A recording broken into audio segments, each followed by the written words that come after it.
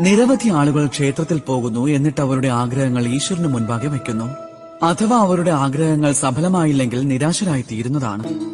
അതുകൊണ്ട് ഇനി നിങ്ങൾ എപ്പോൾ ക്ഷേത്രത്തിൽ പോയാലും ഈശ്വരന്റെ മുൻപിൽ ഇരിക്കൂ, കൈകൾ കൂപ്പൂ, എന്നിട്ട് നന്ദി പറഞ്ഞാലും, നന്ദി ഭഗവാനെ, അങ്ങ് എനിക്ക് എന്ത് സൗഭാഗ്യമാണോ നൽകിയത് അതിൽ ഞാൻ സന്തുഷ്ടനാണ്.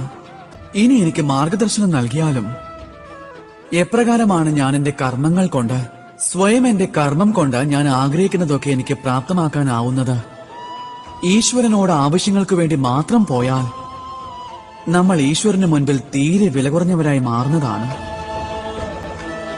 എന്നാൽ മറിച്ച് സ്വയം കർമ്മം ചെയ്ത് ഈശ്വരനോട് നന്ദി പറയാൻ പോവുകയാണെങ്കിൽ യഥാർത്ഥ അർത്ഥത്തിൽ തന്നെ നിങ്ങൾക്ക് ഉറപ്പായും ഈശ്വരനെ ലഭിച്ചിരിക്കും.